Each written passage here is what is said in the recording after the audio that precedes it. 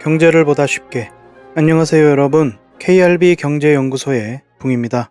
이번 한 주는 FOMC 정책금리 결정과 미 재무부의 분기별 자금 조달 계획, 그리고 바이백 발표 등 많은 중요한 일들이 있었습니다. 오늘은 FOMC 정책금리 관련한 사항과 미 재무부의 분기별 자금 조달 계획, 그리고 바이백에 관하여 알아보도록 하겠습니다. 아무쪼록 시청하시는 여러분께 여러가지 도움이 되었으면 합니다.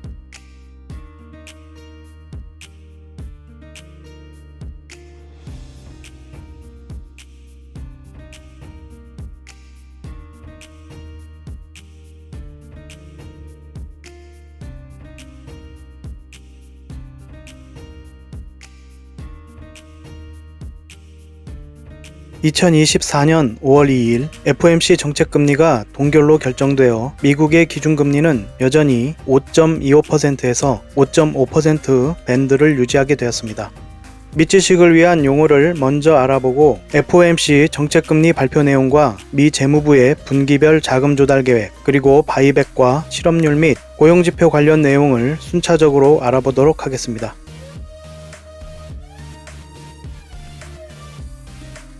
먼저 미 재무부 분기별 자금 조달 계획 QRA입니다. 미 재무부는 분기 말에서 한 달이 지난 시점에 해당 분기와 다음 분기의 국채 발행 계획을 발표합니다. 쉽게 말하면 미 재무부가 돈을 빌려서 자금을 확보하려는 계획을 작성하여 발표하는 것인데요. 일반적으로 미 재무부는 두 차례에 걸쳐 발표하는데, 첫 번째 발표는 총 순차입액을 발표하고 두 번째 발표는 구체적인 만기별 국채 발행액을 발표합니다. 최근 들어 금융시장에서 QRA에 관심을 더 두게 된 까닭은 이 계획이 TGA 계좌 및 미 국채금리와 연준 영래포, 지급준비금 등에 상당한 영향을 주기 때문입니다. 또한 이 계획의 결과가 연준의 양적 긴축 속도 조절에도 영향을 줍니다. 다음은 미 재무부 바이백입니다. 일반적인 바이백은 주식시장에서 회사가 보유한 현금으로 주식시장에서 거래되는 자사 주식을 다시 사들이는 것을 뜻합니다. 이는 회사의 경영에서 흑자가 난 상황에서 이루어지는 자사주 매입입니다. 미 재무부의 바이백은 아직 만기가 돌아오지 않은 국채를 되사는 것을 말하며 크게 부채관리 바이백, 유동성 제고 바이백, 현금관리 바이백 등으로 나누어 볼 수 있는데, 첫 번째로 부채관리 바이백은 재정 흑자가 나는 상황에서 재정 흑자로 국가의 부채를 조기 상환하는 것입니다. 두 번째로 유동성 제고 바이백은 시장 참여자가 보유한 유동성이 떨어지는 국채를 유동성이 높은 국채로 바꿔주는 형태의 바이백입니다. 세 번째로 현금관리 바이백은 이자 비용 절감을 위한 것으로 싼 국채를 되사는 바이백입니다. 장기 국채는 온더런과 오프더런으로 분류할 수 있는데, 온더런은 가장 최근 입찰에 나온 국채이고 그 이전 입찰에 나온 국채는 오프더런이라고 합니다. 온더런 국채는 오프더런 국채보다 시장 유동성이 높으며 위기가 발생하는 상황에서 오프더런 국채는 더 할인을 많이 해야 합니다. 채권은 같은 10년물 채권이라 하더라도 기발행된 국채와 새로 발행된 국채는 유동성에서 큰 차이가 발생하며 시장에서는 새로 발행된 국채를 선호하는 편입니다. 다음은 물가연동 국고채권 TIPS입니다. 재무 인플레이션 보호 채권이라고도 합니다. 물가 상승률을 채권에 반영해주는, 즉 물가에 따라 원금과 이자 지급액을 조절해주는 채권입니다. 물가가 상승하는 만큼 원금과 이자가 불어나도록 만들어져 있습니다.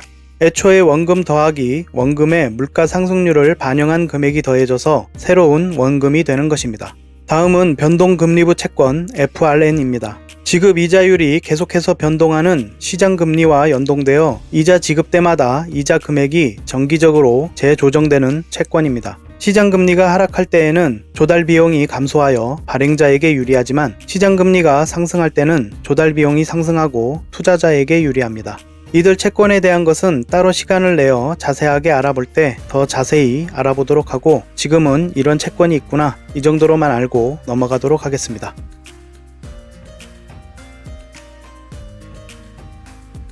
한국 시간으로 5월 2일 새벽 3시에 FOMC 정책금리 결정이 있었습니다. FOMC 성명문에 어떤 변화가 있었는지 살펴보도록 하겠습니다. 화면상 왼쪽은 3월에 발표된 FOMC 성명문이고 오른쪽은 이번에 발표된 FOMC 성명문입니다.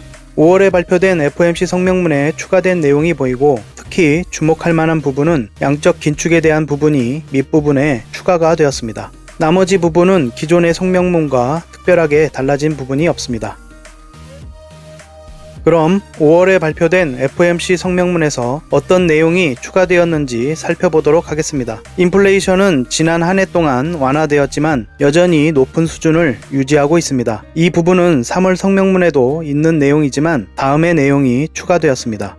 최근 몇 달 동안, 이건 1분기 동안을 이야기하는 것입니다. 위원회의 2% 인플레이션 목표에 대한 추가 진전이 부족했습니다. 이 부분이 추가되면서 연준이 1분기 동안 발표된 지표가 디스인플레이션이 연준의 목표만큼 이루어지지 않았다는 것을 명확히 했습니다. 위원회는 인플레이션이 2%를 향해 지속적으로 움직이고 있다는 더 큰 확신을 얻을 때까지 목표 범위를 줄이는 것이 적절할 것이라고 예상하지 않습니다. 이 문구를 계속 유지하고 있으므로 연준의 정책금리 변화에 대한 연준 위원들의 생각은 상당기간 정책금리의 현 수준을 유지하는 쪽으로 생각하고 있지 않을까 생각해 봅니다. 다음은 이번 성명문에서 가장 주목해야 할 부분인 양적 긴축에 관해 추가된 내용입니다. 또한 위원회는 재무부 증권과 기관주택담보증권 MBS의 보유를 계속 줄여나갈 것입니다. 6월부터 위원회는 보유 중인 미 국채의 월간 감축 한도를 현재 600억 달러에서 250억 달러로 축소하여 보유 증권의 감소 속도를 늦출 것입니다. 위원회는 주택저당증권 MBS에 대한 월 감축 한도를 350억 달러로 유지하고 이 한도를 초과하는 상환 원금은 미 국채에 재투자할 것입니다. 새로 성명문에 추가된 내용은 양적 긴축의 규모를 줄임으로써 양적 긴축의 속도를 조절하고 대차 대조표상 연준의 자산을 원하는 수준으로 조절한다는 것입니다. 양적 긴축의 속도를 조절하는 목적이 무엇인지에 대해서는 잠시 뒤에 마무리 시간에 다시 이야기하도록 하겠습니다. 다음은 파월 의장의 기자회견 내용을 요약한 것입니다. 현재 연준의 정책금리는 충분히 억제적이라고 생각한다. 현재 연준이 정한 정책금리 밴드 수준이 경제 지표가 조금 튄다고 하더라도 더 금리 인상을 필요하지 않을 만큼 억제적이라고 생각한다고 말한 것입니다. 다음번 금리 결정에서 변화를 줄 때 금리를 인상하는 것에 있어서 가능성은 작다고 생각한다. 현재 연준의 정책금리 수준이 충분히 억제적이지 않다고 판단되면 금리 인상을 고려하겠지만 현재로서는 억제적이지 않다는 증거가 보이지 않는다. 금리 인상의 가능성을 완전히 배제한 것은 아니지만 지금 보이는 인플레이션의 수준은 지금의 정책금리 수준으로 충분히 억제할 수 있다고 보는 것입니다. 금리 인하를 위해서는 인플레이션이 2% 목표를 향해 지속적으로 낮아지고 있다는 더 큰 확신이 있어야 한다. 확신을 위해서는 입수되는 데이터를 고려하고 위험의 균형을 고려하고 경제 전망을 고려한다. 최종 금리에 대한 답은 데이터가 줄 것이라고 생각한다. 1분기에는 2% 인플레이션 목표치에 진전이 없었다고 판단하며 이 목표치를 달성하기까지는 시간이 더 오래 걸릴 것이라는 판단을 내렸다. 금리 인상도 필요하지 않지만 금리 인하를 위한 수준에 도달하기 위해서 더 오랜 시간이 걸릴 것이라는 이야기이므로 현 정책금리 수준을 유지하는 기간이 지속될 것으로 예상합니다. 양적 긴축과 관련하여 더 완화적인 정책을 펼치기 위해서 양적 긴축의 속도를 조절하는 것이 아니다. 연준의 대차 대조표를 연준이 원하는 수준으로 줄이기 위해 내린 결정이다. 성명문에 표기한 내용인 양적 긴축의 속도를 조절하는 것은 시장의 유동성을 높이게 될 것인데 이 영향에 대한 우려를 묻는 질문에 파월 의장이 답한 것입니다. 이 부분에 대한 연준의 목적은 무엇인가 마무리해서 살펴보도록 하겠습니다. 일부 스태그플레이션 우려에 대한 부분을 질문하자 우리는 스태그플레이션을 겪어보았고 그때는 인플레이션이 더 높고 실업률도 더 높으며 성장률도 낮아야 한다고 말했으며 현 시점에서는 스태그도 아니고 플레이션도 아니다. 왜 그런 이야기가 나오는지 모르겠다고 답합니다. 미국의 1분기 성장률이 1.6%가 나오자 바로 스태그플레이션 우려가 나오기 시작했는데요. 이 부분에 있어서 파월의 인식이 나이브한 것인지 아니면 시장의 우려가 너무 성급한 것인지에 대해서는 여러 의견이 있을 것 같습니다.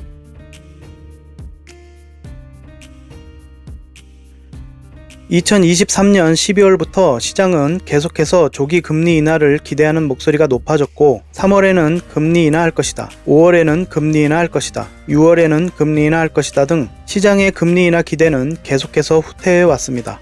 1분기와 4월에 발표된 지표 그리고 이번에 발표된 FOMC의 내용 중 QT의 속도 조절에 시장은 환호했고 예상보다 현재 정책금리 수준이 더 오래 지속될 것이라는 의견에도 주식시장 등은 상승하는 상황입니다. 시장의 금리 인하 기대감은 잠시 후퇴하였다가 4월 미 고용시장 지표 발표에 따라 시장의 금리 인하 기대감이 다시 높아지고 있는 상황입니다.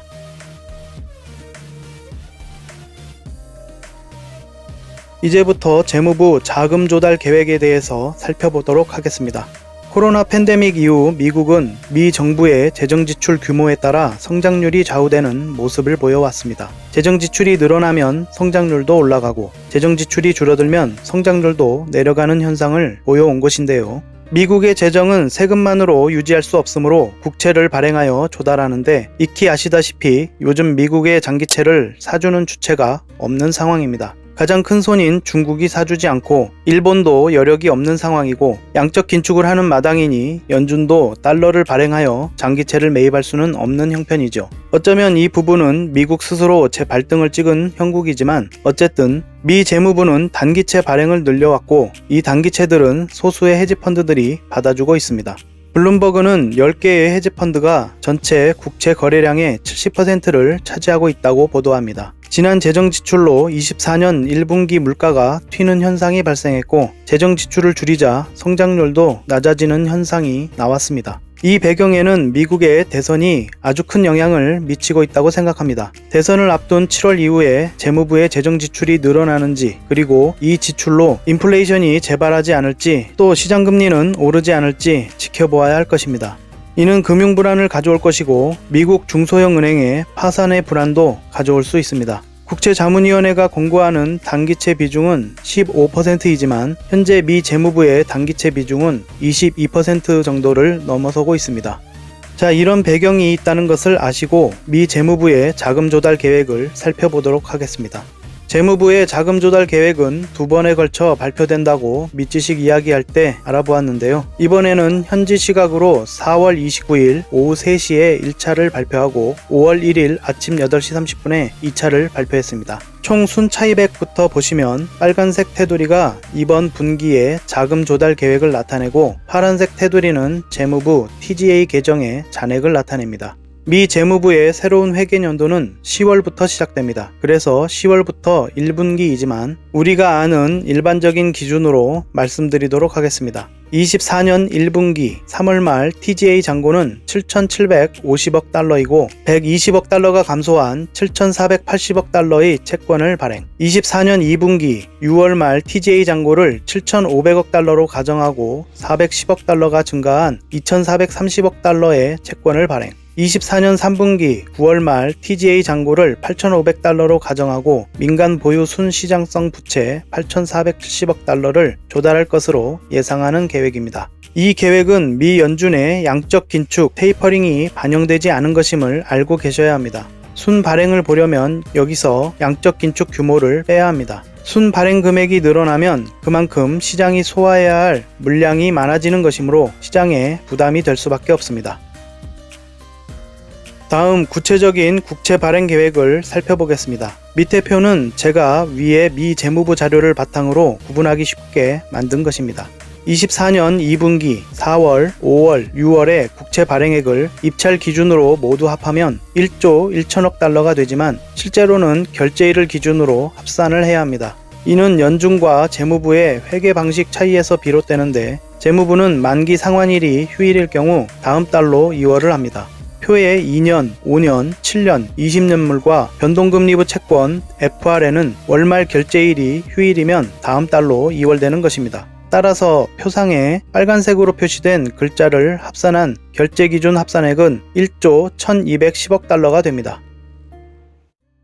화면상 위쪽 표의 파란색 테두리 부분이 총 대출 금액이고 그 아래 만기가 긴 중장기 채권, 그 아래가 만기가 짧은 채권입니다. 쉽게 이야기하면 2분기에 총 얼마를 대출받고 싶은데 그중 만기가 긴 대출을 얼마로 해주시고 만기가 짧은 대출은 얼마로 해주세요 라는 것이죠. 그런데 2분기에 자금 조달 계획을 보면 만기가 짧은 대출이 빨간색입니다. 이것은 만기에 새로 대출을 받지 않고 대출을 갚는다 라는 뜻입니다. 따라서 이것을 표에 쓰인 대로 설명하면 총 대출을 2,430억 달러를 빌리고 싶은데 5,400억 달러를 만기가 길게 대출을 받아서 그중 2,970억 달러를 갚고 나면 2,430억 달러가 남는다 라고 할 수 있겠습니다.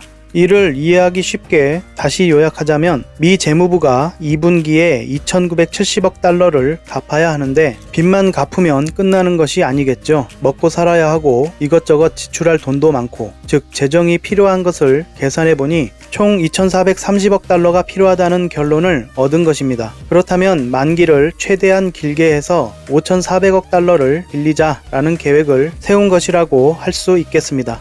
밑에 표는 만기별로 채권 발행 규모, 만기 상환 규모, 순 발행 규모를 보여줍니다. 순 발행 규모가 부채 증가 규모가 되는 것입니다. 이 중 만기 상환 규모는 만기가 돌아오는 것에서 미 연준이 양적 긴축을 통한 속도 조절 데이터가 반영되지 않은 점에 주의해야 합니다. 미 재무부는 국채 발행과 관련하여 이렇게 계획을 세우고 이를 전문가의 자문을 받게 되는데 그것이 바로 TBAC라고 하는 국채자문위원회입니다. 화면상 표는 재무부가 독자적으로 판단한 국채 발행 규모이고 국채자문위원회가 검토하여 자문한 권장 문건이 방금 보았던 제가 작성한 표라고 할 수 있습니다. 그래서 채권의 총 발행 규모가 24년 2분기 1조 1210억 달러이고 여기에는 만기 상환 채권도 포함되어 있습니다. 이 체계에서 부채는 줄어들지 않습니다. 만기의 상환이 되더라도 재투자가 진행되기 때문입니다. 이렇게 되면 부채 규모가 계속해서 증가할 것이고 부채로 인하여 이자 비용도 엄청나게 상승할 것입니다. 만약 이 부채와 이자 비용을 감당할 수 없게 되면 파산에 이르게 될 것입니다. 이것이 요즘 많은 사람들이 우려하고 있는 미국의 재정 적자에 대한 우려입니다. 우리는 앞서 미 연준의 양적 긴축 테이퍼링 발표를 먼저 보았고 연준의 양적 긴축 규모 축소가 6월부터 시작되므로 4월과 5월에는 영향이 없을 것이나 6월에 350억 달러 규모가 이 계획에는 반영되어 있지 않음을 유의해야 합니다. 단 양적 긴축은 대체로 장기 국채를 대상으로 하므로 양적 긴축에 의한 단기 국채 물량에 주는 영향은 없다고 보아야 합니다. 다음은 미 재무부의 바이백을 살펴보겠습니다. 미 재무부는 20년 만에 바이백을 하겠다고 발표했습니다. 과거 미 재무부는 2000년에서 2002년 사이 재정 흑자가 발생하였고 635억 달러 규모의 바이백을 실행한 적이 있습니다. 이런 부채관리 바이백은 현재의 적자 재정에서는 실행하기 힘든 것입니다. 그래서 현재 재무부가 발표한 바이백 계획은 유동성 재고 바이백이라고 할 수 있고 오프더런 채권을 온더런 채권, 즉 유동성이 떨어지는 채권을 유동성이 높은 채권으로 바꿔주는 형태의 바이백이라고 하겠습니다. 이 바이백의 특징은 국채 총량의 변화가 없이 실행되는 것이므로 양적 완화가 아니고 시장 참여자가 보유한 유동성이 떨어지는 국채를 매입하고 유동성이 높은 국채로 변경 지급하는 형태라서 시중의 유동성을 높여주는 것입니다. 월스트리트 저널 보도에 따르면 미 정부 기관을 제외한 재무부 국채 보유는 총 27조 달러 규모로 추산되고 있습니다. 다음은 5월부터 7월까지의 재무부 바이백 스케줄입니다. 총 횟수는 9회로 1회 바이백 한도는 명목 2표채 20억 달러, 물가 연동 국채 5억 달러입니다. 명목 2표채 총 7회, 물가 연동 국채 총 2회로 총 매입 한도는 2표채가 140억 달러, 물가 연동 국채가 10억 달러로 합계 150억 달러 규모입니다.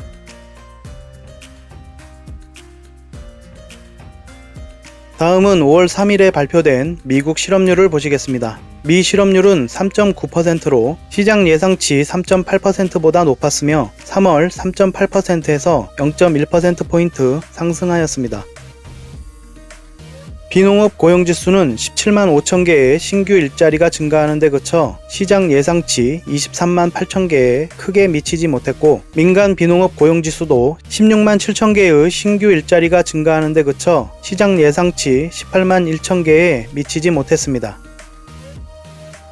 다음은 신규 일자리 중 업종별 증가표입니다. 가장 많은 비중을 차지한 업종은 민간 교육 및 보건 서비스 직종입니다. 나머지는 대체적으로 소폭 증가하는 데 그쳤고 채굴 및 정보 직종 등은 감소하였습니다. 미 평균 시간당 임금도 3.9%로 시장의 예상치에 미치지 못했습니다. 전월 대비로는 0.2%로 역시 시장 예측치 0.3%에 미치지 못했습니다.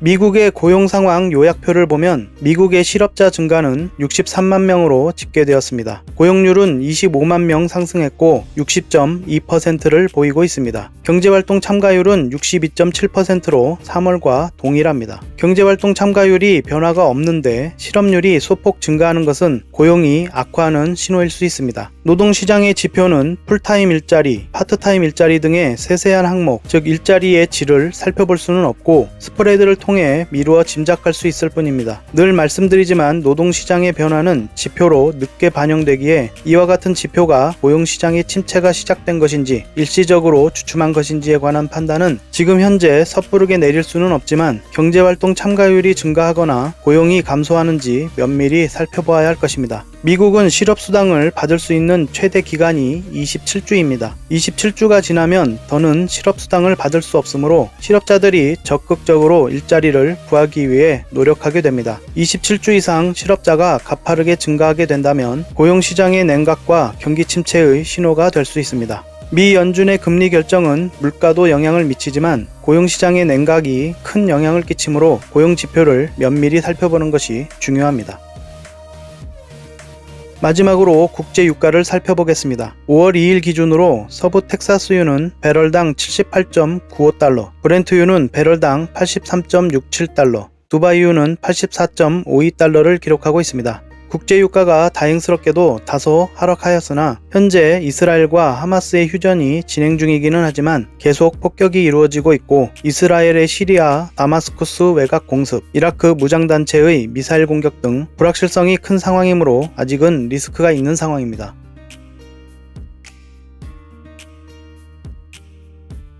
오늘 살펴본 FOMC 정책금리 동결과 미 재무부의 자금 조달 계획을 종합해보자면 FOMC 정책금리가 동결되었으나 현 수준의 정책금리가 오래 지속될 상황이 되었으므로 금리 인하는 아직 요원합니다. 파월 의장은 물가가 잘 안 잡히는 것은 맞지만 그렇다고 금리를 올릴 필요는 없다는 생각입니다. 고용시장을 보며 고용이 약해지기 시작하면 금리 인하를 고려하겠다고 하였는데 이번에 발표된 실업률 등 고용지표는 전반적으로 변화가 약한 편이라서 다음 달에 고용지표를 보고 추세를 판단해야 할 것입니다.